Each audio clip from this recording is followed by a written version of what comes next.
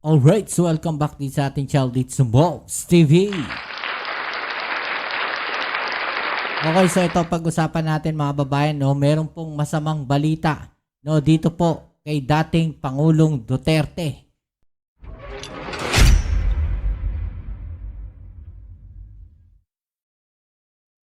Yan po ang ating aalamin ngayon at pag-uusapan, pero syempre bago ang lahat, please don't forget to subscribe, like, share at comment dyan sa comment section. At syempre shoutouts tayo sa mga subscribers natin dyan. Maraming salamat sa inyo. At huwag niyo po kalimutan, nandiyan po sa ibaba yung link ng ating FB page. Paki-follow na lang po mga babayan. Right? So maraming salamat sa inyo. Okay, so ito pag-usapan natin mga babayan. No? Ano nga ba? Itong masamang balita dito kay dating Pangulong Duterte, mga babayan, dyan po sa ICC.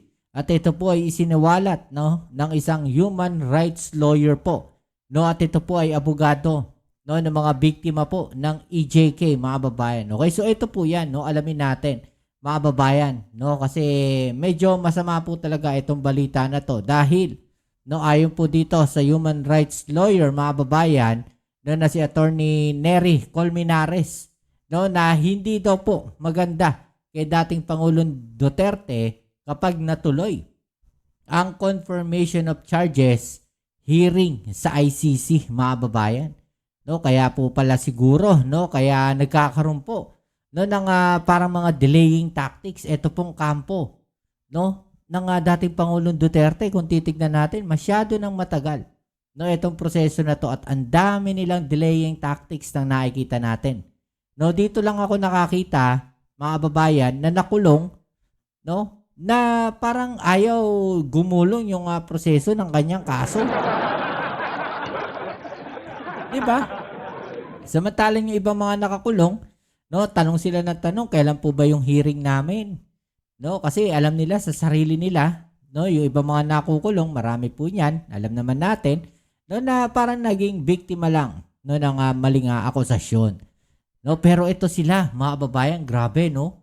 Parang delaying tactics yung mga nakikita natin. Parang pinipigilan nila yung paggulong, no, ng hearing ng dating Pangulong Duterte. Alamin natin, no, bakit kaya ang ginagawa ng kampo ng dating Pangulong Duterte kung ito man po ay totoo.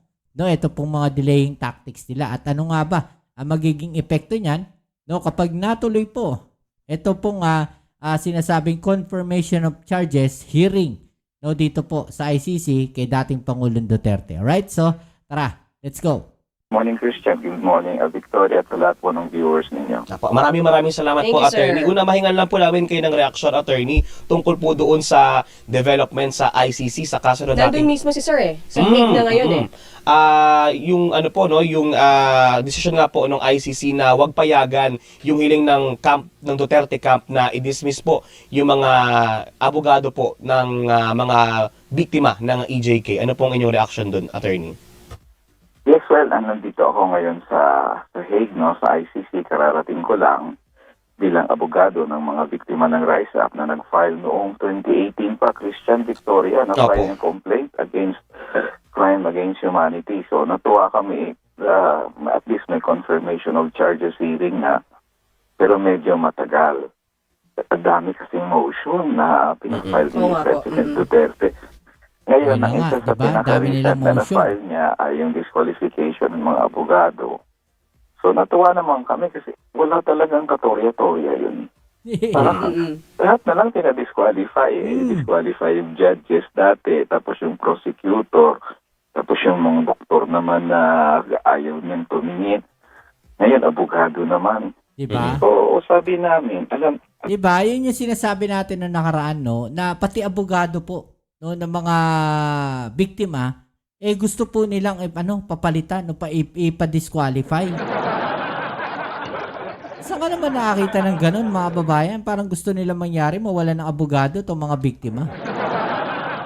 At saka bakit ngayon lang?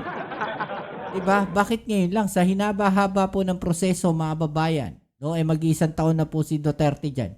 Ilang beses na po na-interview itong mga abogado ng EJK. Bakit ngayon lang nila ipapadisqualify? Dahil ba nakita nila na magagaling yung mga abogado na humawak po ng kaso na to? Diba? Yun yung nagiging yung nagiging parang hadlang po no sa mga ginagawa nila, mga babayan. Alam niyo, Christian Victoria, Opo. nung pinatayong kaanak ng biktima, walang korte-korte. Walang abogado nga yun eh. Ngayon, pati abogado ng mga biktima, gusto niyang tanggalin din. Gusto niya walang abogado ang mga biktima sa kaso niya. Parang sobra-sobra na ba? Mabuti naman at ang sabi yung ICC na ano bang problema dito? Parang ganun yung tono ng ICC. Pero pati dito, so anyway, hindi naman yan pinayagan. So at least tuloy lang ng mga abogado dito para sa pagrepresenta ng mga biktima. Attorney, ang sabi po ng defense team, may conflict of interest di umano. Sina Attorney Gilbert, Attorney Butuyan, dahil matagal na rin nilang tinutulungan yung mga biktima ng EJK. Hindi ko nga gets yun eh. Siyempre, matagal kami tumutulong. Sabi ko, kami 2018 pa namin na-file yung crime against humanity eh. Pero anong conflict of interest doon? Abogado Yun na naman nga. kami ng biktima. Mm. Ang problema ko, nabogado kami ni Duterte. Tapos ngayon, biktima ng aming nire-represent. Ayun, conflict yun. Pero mula naman noon, ang mga biktima ang aming tinutulungan at nire-represent. So anong problema doon? Anong conflict doon? Na talagang alam mo, tingin ko ayaw niya talaga na magkaroon ng confirmation of charges kasi tingin ko pag ma-confirm ang charges at magta-trial na tingin ni President Duterte pagilig na siya doon kasi pag trial na sabi ko nga palagi wala siyang ebidensyang maipipresent sa trial para sabihin wala siyang kinalaman ng drug war. Yun yung problema. 'Di ba mga kababayan? Wala siyang ebidensya na magpapatunay na wala siyang kinalaman. No? Kasi makikita natin doon sa mga balita, 'di ba may mga instruction siyang binibigay. 'Di ba may mga sinasabi siya na hindi maganda, no? Gawin ninyo 'to, gawin ninyo 'yan. So parang lumalabas siya yung nagbibigay ng instruction at umamin din naman sila Bongo at saka si Senator Bato de la Rosa. 'Di ba na may mga instruction? 'Di ba mga babayan? At well documented po 'yan. No, may mga video clips po 'yan. May mga balita po 'yan. 'Di ba? Hindi nila pwedeng itanggi dahil sa kanila mismo nanggaling, sa bibig mismo nila, no? Nanggaling yung mga salita na 'yan. 'Di ba? So paano nila itatanggi 'yun? Yun po yung masaklap doon mga babayan eh. May mga matitibay na ebidensya laban sa kanila. Ang problema, no, parang wala atang matibay na ebidensyang ihaharap sila, no, para sabihin na hindi sila konektado doon sa mga nangyari na yan. Di ba mga babayan? Kasi kung walang direct instruction mula sa taas, hindi gagalaw itong mga pulis na to. Hindi gagalaw itong mga nasa baba. Takot lang nila. Di ba? Kasi makikita ni Duterte, ano na nangyayari? Bakit parang ang gulo-gulo ng Pilipinas? Di ba? Dahil dyan sa drug war na yan. Yung posibleng wala silang alam. Di ba? Yun yung sinasabi dito mga babayan. Talagang na yun. Medyo, kaya lahat na lang ng motion para lang hindi matuloy yung trial ginagawa niya eh. Yan ang nga. Kasi tingnan nyo, medyo hindi ka panipaniwala ng isang tao na nakakulong, inibigay ang trial. Usually, pag nakakulong ka, gusto mo right to speedy trial eh. Para matapos na, para makalaya na ako dito. Siya baliktad eh. So, talagang tingin ko medyo siya sa trial. Takot siya sa trial kasi he knows na pag magkaroon ng trial, I don't see any evidence na pwede niya ma-present para sabihin wala siyang kinalaman sa drug war niya. Ano namang reaksyon niyo, Attorney Nery, doon po sa pagpayag ng korte na hindi siya humarap mismo ang dating Pangulo, personal, physical, or online? Well, karapatan ng isang akusado kumbaga na i-waive yung presence niya sa trial. Siyempre, nag-expect na kami appeal siya eh. Kasi pag mag-appeal siya, pwede namang papahapain niya yung book niya, magpapayat siya, huwag siyang mag-ahit, di ba? Para namang medyo kawawa ang itsura. Gulat ako na ayaw niyang umattend. So, well, karapatan niya na hindi siya mag-attend. Pero syempre gusto sana ng mga biktima na represent namin sa RISA na makita siya. Mhm. Yung taong tingin nila ang pumatay sa anak nila, makita man lang nila ng harapan. So, anyway, basta tuloy ang confirmation of charges with or without the presence of President Duterte. So, para sa amin, sana syempre ma-confirm ang charges, no? Kasi grabe ang krimen na nagawa. Libo-libo ang pinatay. Tapos walang awang patay. Alam mo, may Naku. mga minors dati. May mga patay na hindi man minors. Pero yung nababalot ng plastic yung ulo. Mhm. Okay, guys, ito, no? Sige, tuloy muna natin to. Alam nyo, isa sa pinaka-worst death na masuffer mo, yung patayin ka through a plastic sa ulo mo kasi hindi ka makahinga niya unti-unti.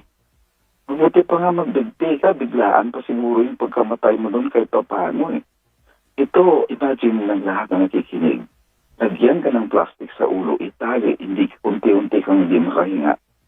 Anong klaseng cruelty Grabe. ang ginawa nila sa mga biktima nila? Kaya, sasagana amin, sana i-confirm ang charges nito kasi this is definitely a crime against humanity.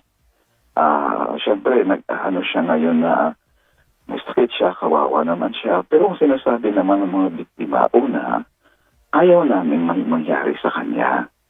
Kasi siyempre, pag may nangyari sa kanya, dapat healthy siya kasi kung may nangyari sa kanya, di tapos ang kaso, Mhm. dismiss na yun. Mhm.